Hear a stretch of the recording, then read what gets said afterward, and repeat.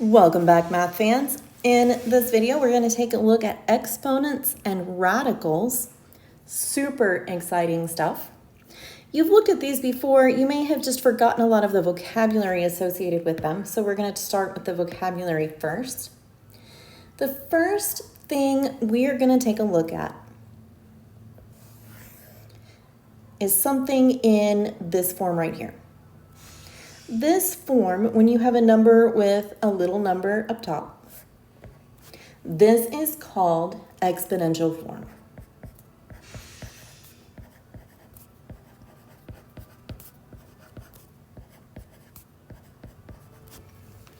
We call it exponential form because this bad boy right here,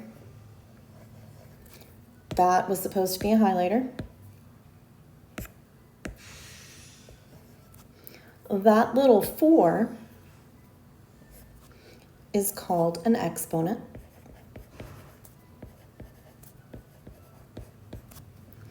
So we were writing a number with an exponent to get exponential form. That number right down there is called the base.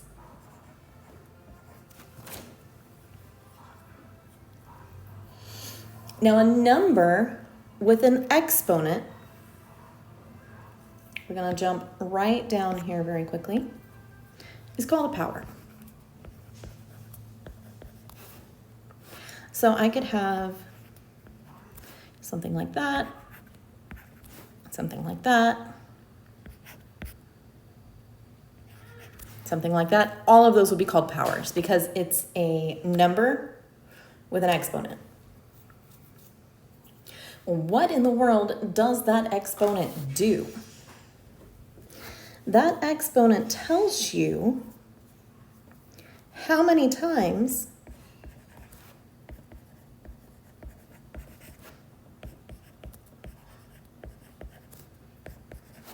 to use the base. That's not a B.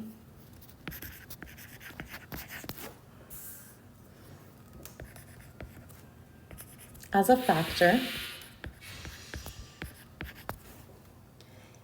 in its expanded form.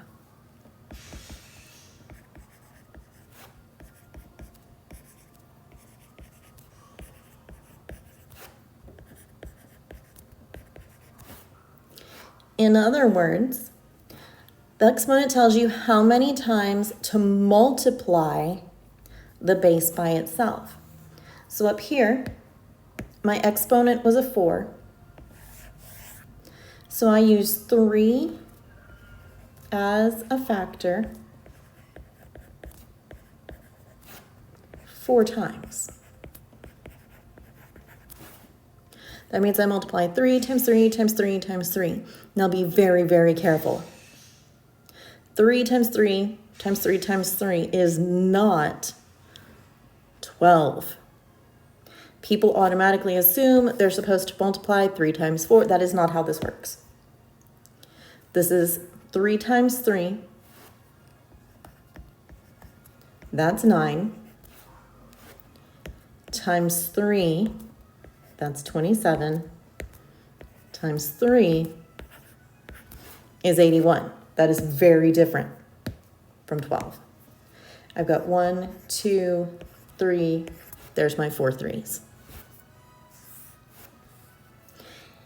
81 is the standard form.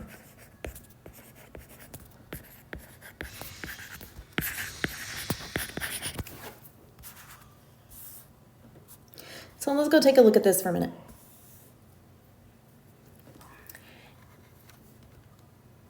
If we put all of that together, let's say I have a 4 to the 6th. This whole thing all together is a power. The big number, our factor, is the base. The little number at the top is the exponent.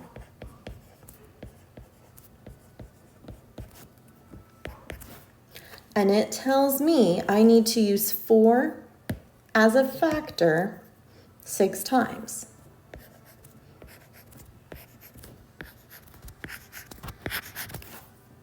And since it's a factor, that means I need to stick some multiplication in here. There you go. On these, we're going to write each product, each multiplication problem, in exponential notation. That means I want a base and an exponent.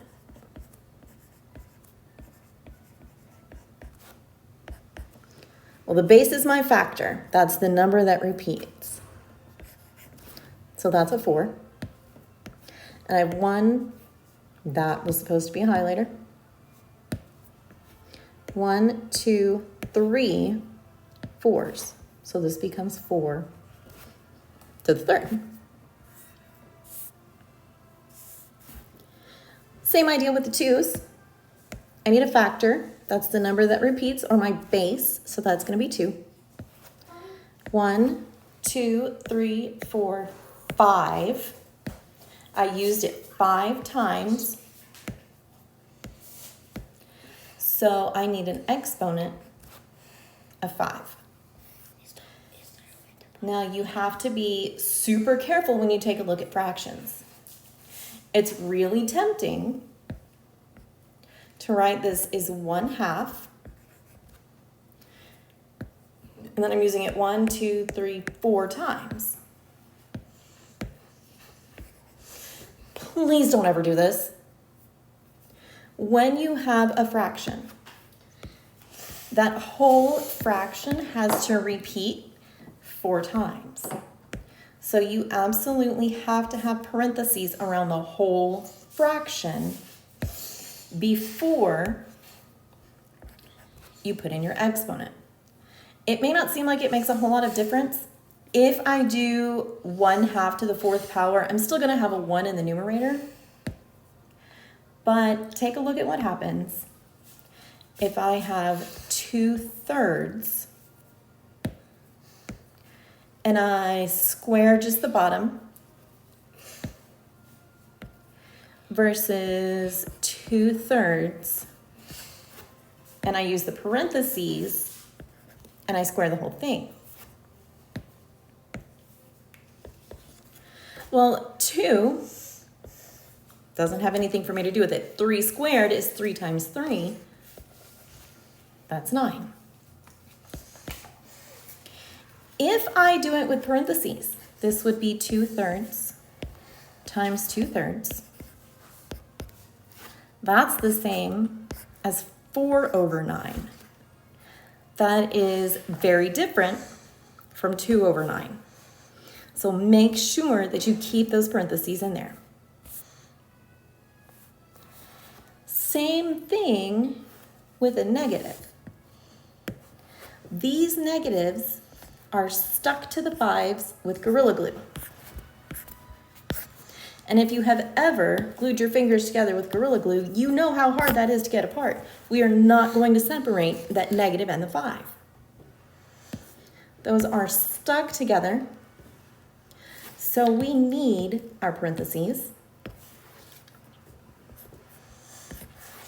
And the -5 has to be on the inside, otherwise it doesn't do any good.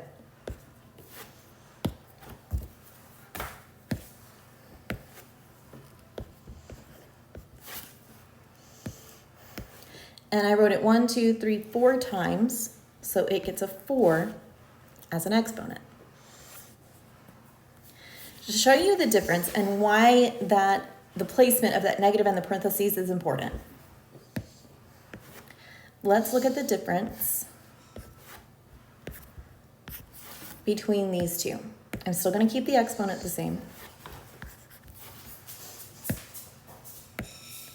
On the first one, I'm going to put the negative outside. On the second one, I'm going to put the negative on the inside. I'm going to pull up Desmos so you guys can see I'm not making this up. The first one with the negative on the outside, I'm going to enter it just like it looks. Negative, parentheses, 5, close parentheses, to the 4th power. To get that 4th power, there's a button right under that little ABC function. It says A to the B. Push it and type in a 4. That gives me negative 625. Now I'm going to put it in. So you guys believe me, don't think I'm just making it up. I'm going to put the negative inside the parentheses. And now I get a 625.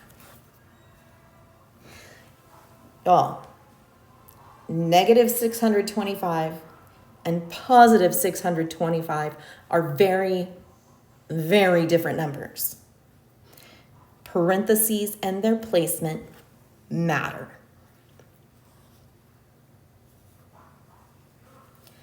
Along the same lines, if we are taking this one, negative 6 to the third power, or negative 6 cubed, and we want to write it as a product of factors, remember product means multiply.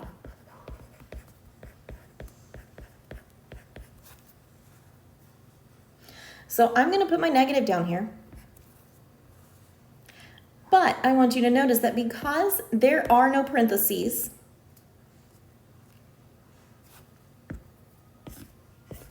like that,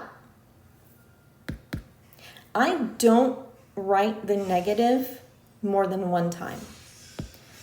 This negative is that negative right there.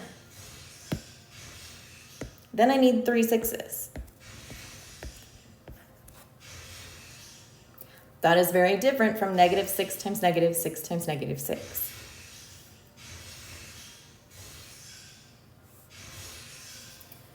This one has parentheses. The parentheses this time are holding that negative with the 4, with the Gorilla Glue. That means we're going to write everything in there 2 times. So this is negative 4 times negative 4. Be very, very careful with your parentheses. When you're writing these in standard form, you can take those straight to Desmos.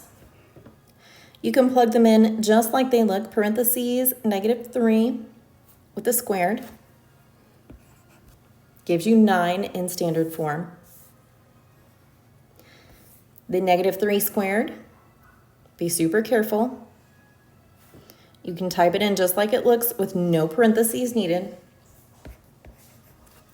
So there's another example of why those are so important.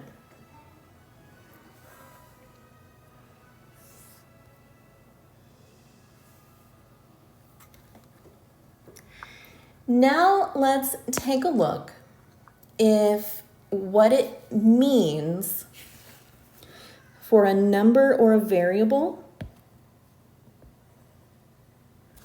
to be squared. We say that a number or a variable is squared if it has an exponent of 2.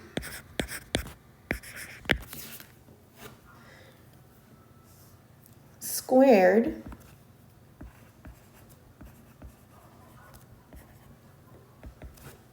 means it can be written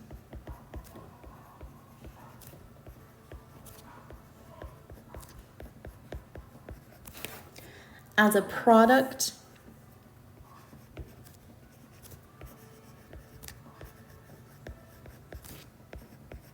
of 2 identical factors. Now that's 2 ways to say the same thing, and it's still not super clear. So I want to take a look at what that looks like in a picture. What this means is I want to build a square.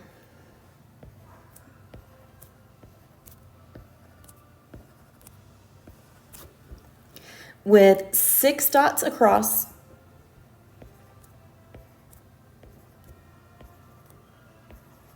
and 6 dots going down. So I'm going to fill in my square. Bear with me. I think that concrete pictures can be super important.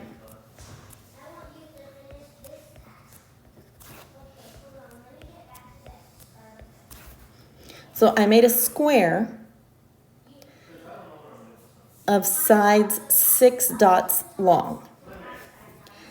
If I count all of my dots, 1, 2, that's too big.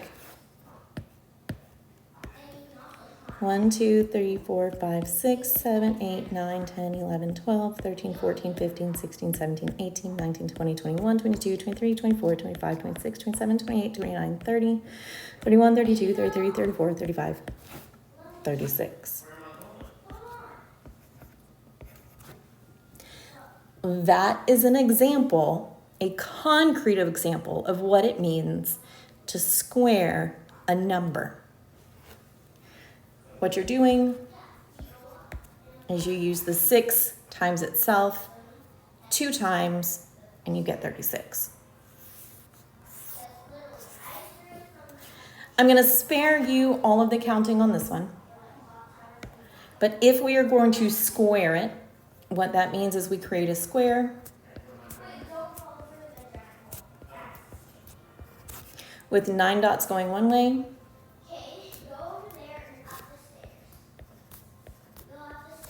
9 dots going the other way, and we would count all of the squares.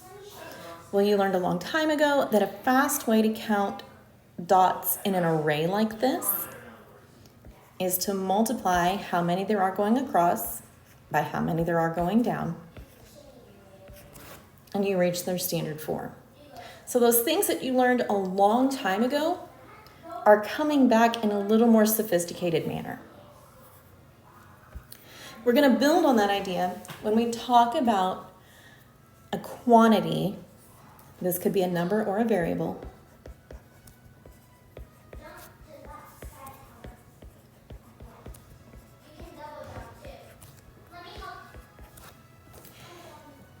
Is a perfect square if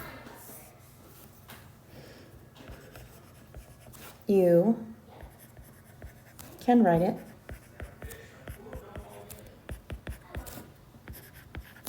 as a product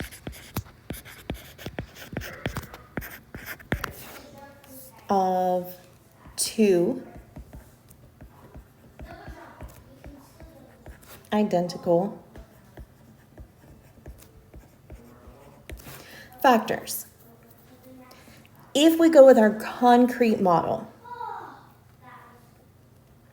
that means if you can make a square out of its dots.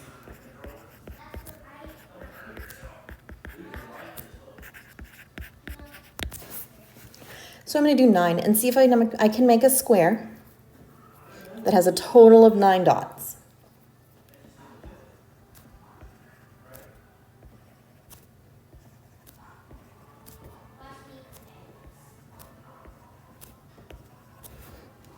I got a square. I have 3 that way and 3 that way. So I can write 9 as 3 squared. That makes it a perfect square.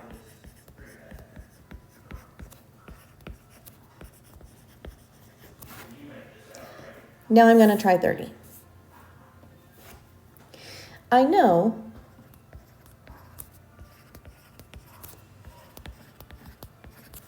that 30 dots could be 10 long and 3 down, but I want a square.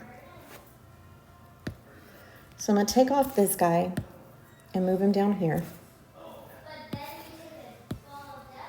And I'm going to take off this guy and move him down here. And I'll see what happens if I take off another one. And I move it down here. So now I've got 1, 2, 3, 4, 5, 6, 7 by 1, 2, 3, 4, 5, 6. Well, 7 times 6 is 42. That's not going to work.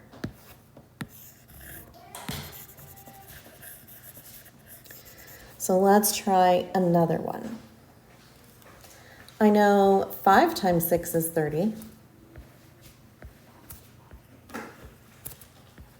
So there's 5. And there's 6. That's not going to give me a rectangle because that side is longer than or a square. Sorry, because that side is longer than the top. If I try 6 by 6, 6 by 6 would give me a square.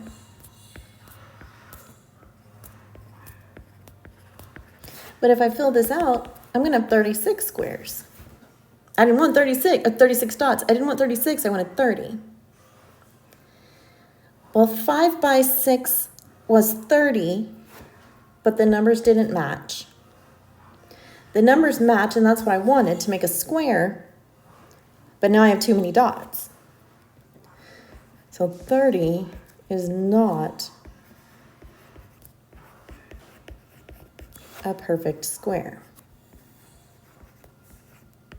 There is no way to do a number times itself if I started with 5s. A number times itself, well, that's not 30. A number times itself, that's too big, and I don't have a whole number between 5 and 6, so this is not a perfect square.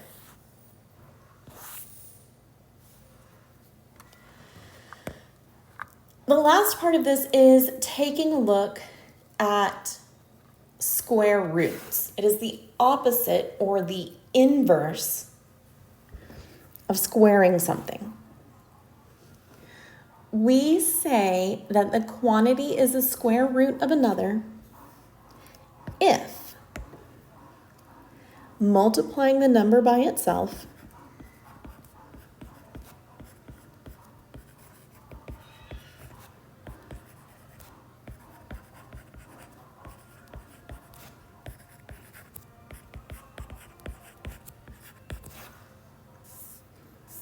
gives the original.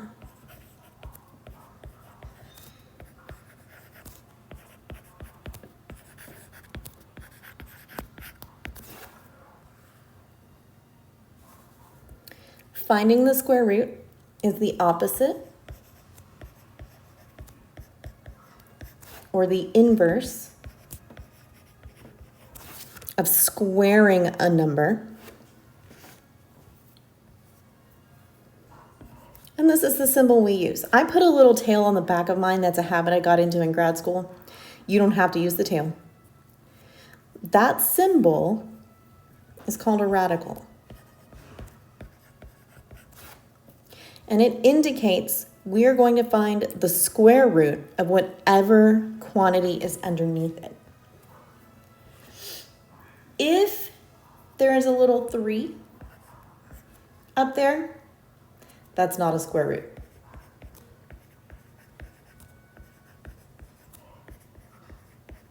That's a cube root. What we have right up here is a little invisible 2 that indicates we're taking a square root.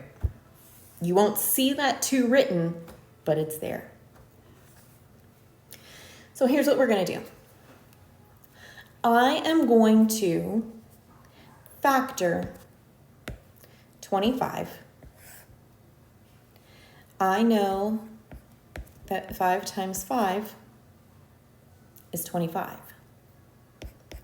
That's the same as the square root of 5 squared.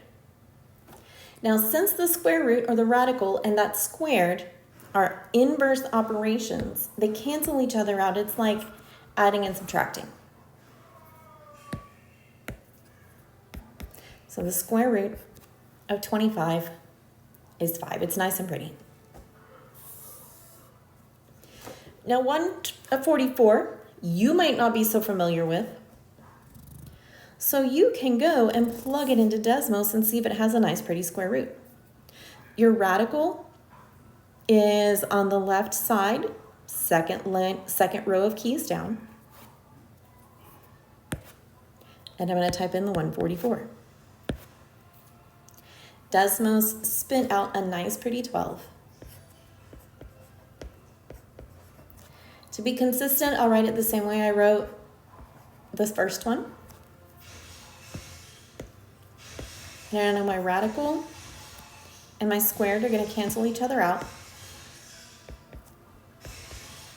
And 12 is the square root of 144.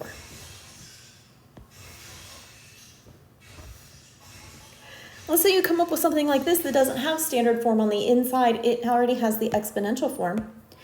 You know that the radical and the squared cancel each other out. So you can cancel them out and go straight to the 8. Now let's say you were super nervous. Maybe your crush is looking over your shoulder while you're doing your math. You don't want to look silly when you accidentally forget how to do it. You can go to Desmos and it'll save the day.